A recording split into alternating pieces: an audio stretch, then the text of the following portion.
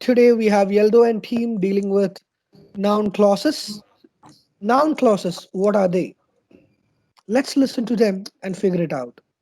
Over to you, Yeldo.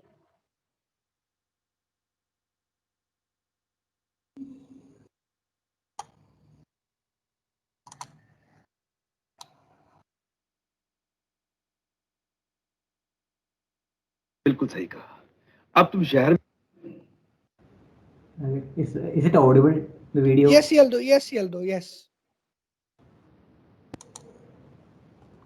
में आए हो, ऐसी ही बातें करोगे या तुम्हें इंग्लिश वगैरह भी आती है? लो कर लो बात। अरे बाबूजी ऐसी इंग्लिश आवे that I can leave अंग्रेज behind. You see, sir, I can talk English, I can walk English, I can laugh English because English is a very funny language. Bhairo becomes barren, and barren becomes bhairo because their minds are very narrow. In the year 1929, sir, when India was playing against Australia in Melbourne City, Vijay Merchant and Vijay Hazare, they were at the crease. And Vijay Merchant told Vijay Hazare, look, Vijay Hazare, this is a very prestigious match and you must consider this match very carefully. So, considering the consideration that Vijay Hazare gave Vijay Merchant told Vijay Hazare that ultimately we must take a run. And when they were striking the ball on the leg side, sir, the consideration came into an ultimatum. And ultimately, Vijay Hazare went to Vijay Merchant and said,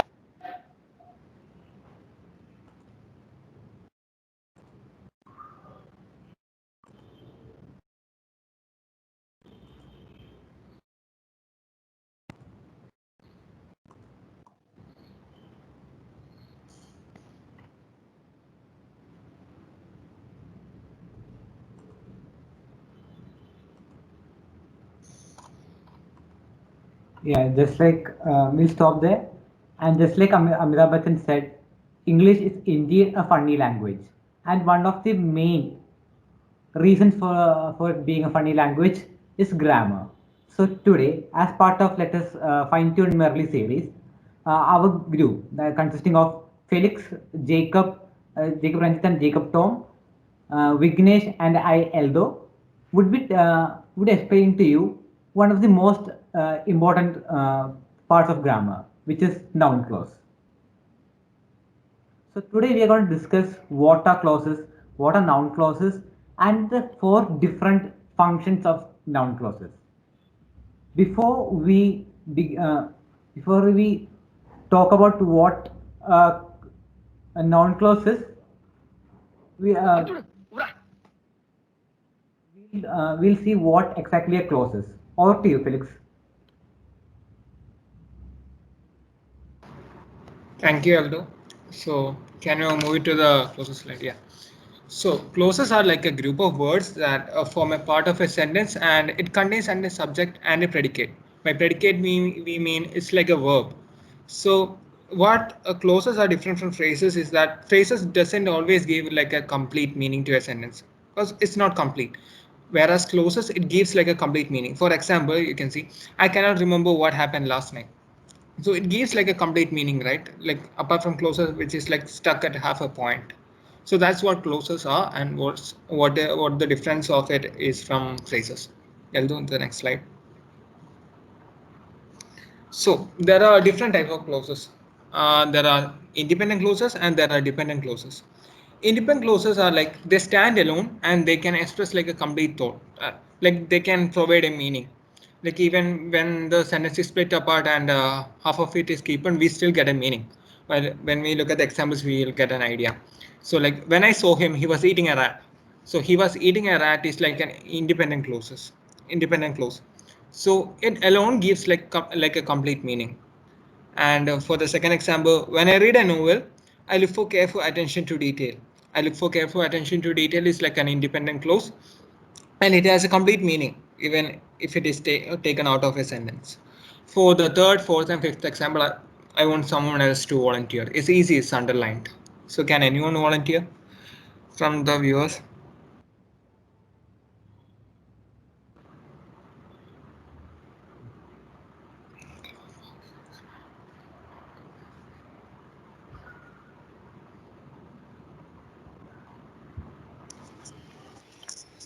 Could you mention the sentence? Which one was yours? Sorry. The third one. Yeah, here the independent clause is the store that ran out of the sale item quickly. Yeah, right, that's correct. And the fourth one, anyone else? Apart from Remo? We have an umbrella. That's right. And the fifth one, apart from these two?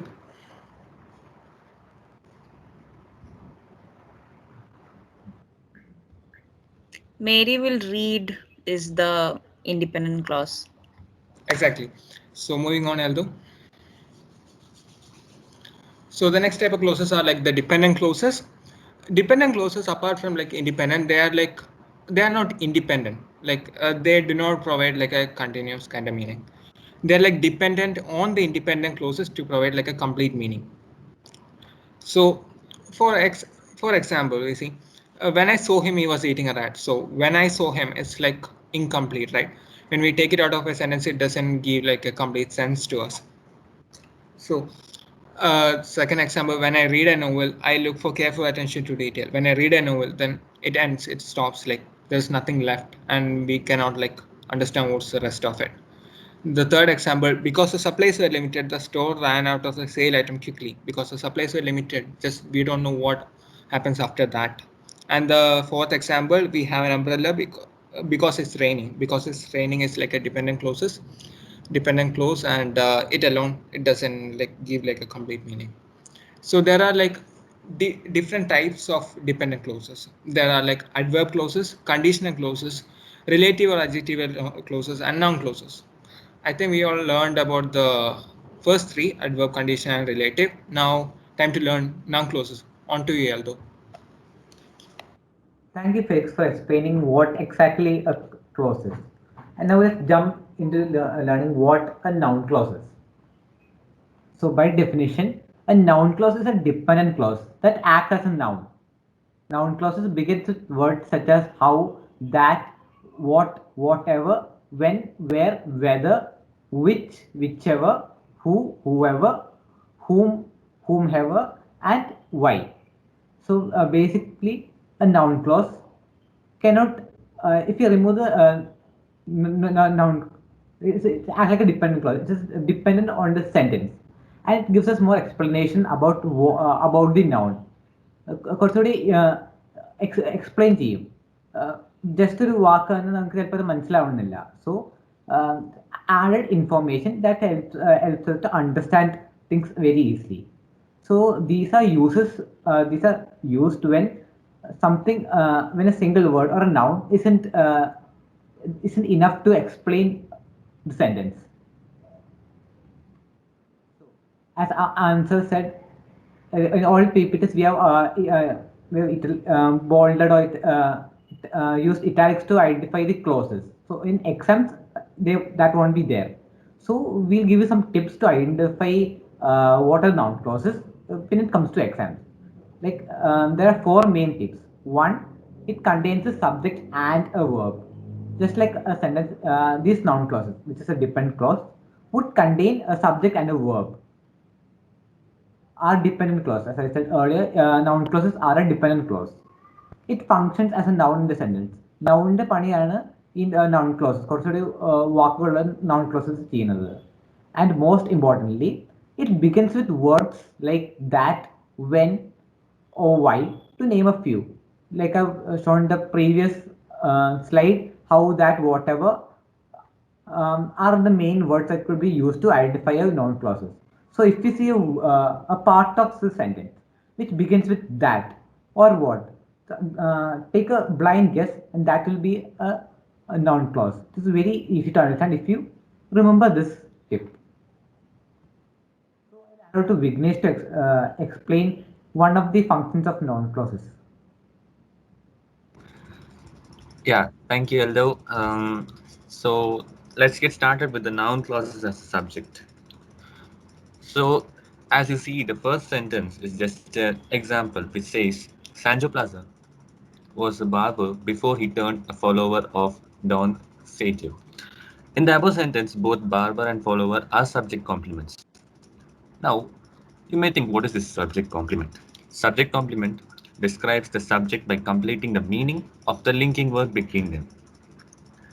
In this example, the linking verbs are was and turned. The commonly used linking verbs are taste, turn, appear, be, become, feel, grow, look, sing, and smell. Next slide, Yaldo. So this is the examples of noun clause as a subject. When you see the first example, what he said is totally false. When we question what is totally false, what he said is the answer. So in that way, you can identify the noun clause as a subject. The next sentence, why he resigned his job is still a mystery. What is the mystery? Why he resigned is a mystery. So you can get the answer from that. Same way, anyone can identify the other three.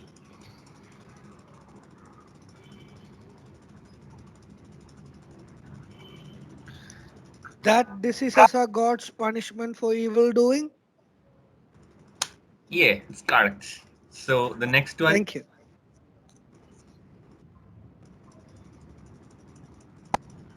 How this bloody sequence will end is the noun clause. you're right. Next one,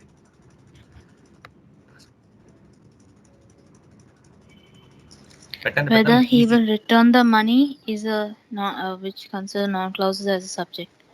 Yeah, that's correct. Yeah, that's it with my topic. I'll hand over the mic to Jacob Ranjit. He'll carry on. Okay, so my topic is noun clause as an object. But before that, I would like to talk about noun as a object or object noun. An object noun is a noun that acts as an object of a sentence. In the first example here, Peter bought shoes. Shoes are the victim of the purchase. In the second example, the moon illuminates the grass. The grass is what receives the illumination. So the grass is the object of this example. So in the third example, Walmart sells clothes. The clothes are affected by the selling. So the clothes are the object in this sentence. In the fourth example, the British like tea. Tea is what the British direct they are liking it. So tea is the object in this sentence. So can we move to the next slide?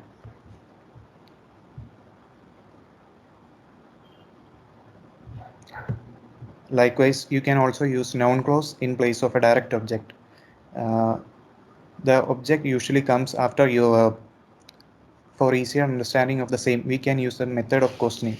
In the first example, she didn't realize that the directions were wrong. So we can ask, what didn't she realize? And the answer is that the directions were wrong. And this is the object that acts as a noun. Sorry, this is a noun clause that acts as the object of the sentence.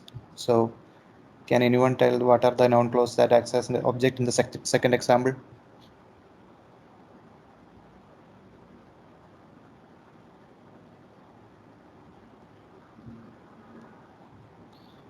You may take names. I think that'll be much more better.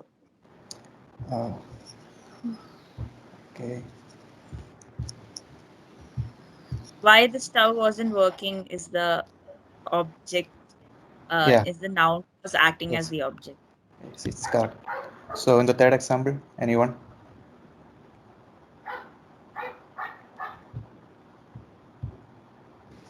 That you should not cheat on a test. Yes, it's correct. So that's all from my part. Thank you. Thank you, Jacob. Now we'll go to the third function of noun clauses, which is noun clause which acts as a subject or object complement. So what is a subject or object complement? A complement is used to give more explanation to the subject or the object of the sentence. It usually takes the form of an adjective or a noun phrase. As Vignesh said earlier, like complements are used to link different types of verbs. Similarly, noun clauses could also use that used to complement the linking verbs given in the sentence. In different verbs can be linked together with the help of noun clauses. ഇത് കുറച്ചും കൂടി information തരാൻ സഹായിക്കും. This types of uh, this type of sentence is called subject or object complement. So we'll see a few examples. Call me whatever name you like. You are still not borrowing my car. So in here the subject is call me. We complement the subject by using whatever names you like. which gives us more information about what the sentence is. And next, Harry's crowning achievement at school was when he became the class president. So when he became the class president complements the sentence. So could anyone among the audience could identify the subject of object complement in the sentence? The calamity threw them into a fit of despair. It's simple. Anyone could take a guess.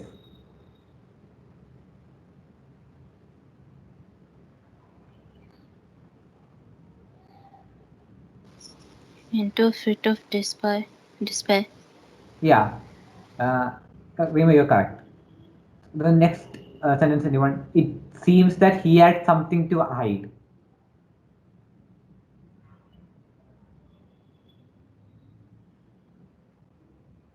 There's a That he had something to hide. yeah, exactly. So it complements it, that he had something to hide complements it. So I'll hand over to Jacob, who will explain the last type of noun clauses. Jacob. Yes, thank you, Aldo. Good morning, good evening, everyone. I'm Jacob. I'll be taking noun clauses as an apposition.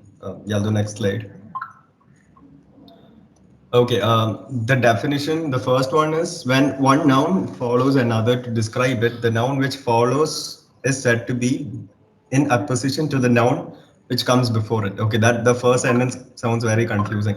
So I'm not going to bore you by explaining it. Like when you give an example, whatever that explains a person or a thing that comes after is what is called an apposition. Like for example, let's say Yeldo, a billionaire, is coming to India next week. In that case, a billionaire will be the, the what do you say, the apposition. And the next one is second noun slash noun phrase tells us something more about the first noun phrase. So in this case, it basically means that it gives more meaning to the person. Like in the example mentioned before, it gives more emphasis or gives more idea on what this person is or what this thing is. And the third one is if the apposition is not essential to the sentence, place them between commas. Okay, this is the most easiest way to identify a noun clause as an apposition. Like when it is within commas, it is pretty obvious that it is an appositive. So, yeah. Next slide. Okay, the saying that old good fences make good neighbors has a lot of truth in it. So in this case, the saying is being explained that good fences make a good neighbors. That is a saying. That saying is being like which saying is it that is being mentioned here. So likewise, the second one can one of you say it was confirmed that all the men escaped.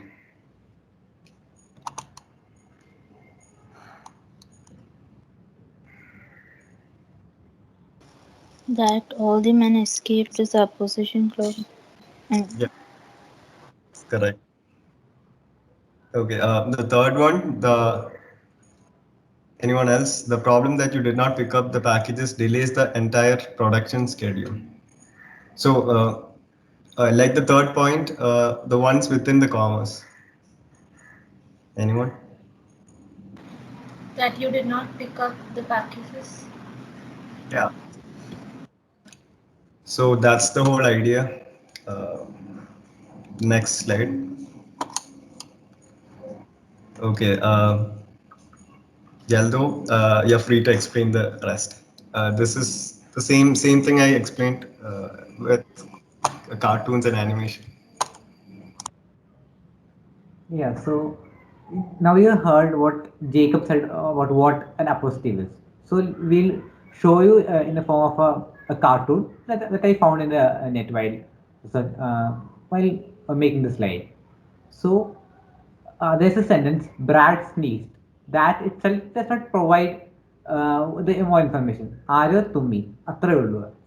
ആരോ ആരാണ്. We have no clue about that. So an appositive aids us in identifying the person, the subject, who he is, what is he doing. So in this case, Brad, the pirate, sneezed, will give you more information about sentence. This could be used in any sentences. Like take any case if you want to explain more, you could use an appositive using comma. If it is essential to the sentence, you could there will be no comma. If it's not essential, there will be comma. That's it. Simple rule. So, are we doing the game part or skipping that? Jacob, are you able to record that game, screen record the game? Yes, sir. I got the last sessions. Okay, so in that case, Yeldo, let's do it. Let's have a Yeah. backup as well. Yeah. So, thank you all. Like we hope that you understood more about noun clauses. But we do feel that teaching is not a monologue. Radio പോലെയല്ല ഒരു side മാത്രമല്ല. So ഞങ്ങൾ എന്തൊക്കെ പറയുന്നു നിങ്ങൾ കേൾക്കുന്നു. That doesn't always make sense. So we'll make it a bit more interactive. We'll make it play a game which acts as a revision about what all we said in this past few minutes. So if you have any doubt, you could feel free to ask us or answer or just refer to the textbook. So I'll be sharing you the link for the quiz in a minute.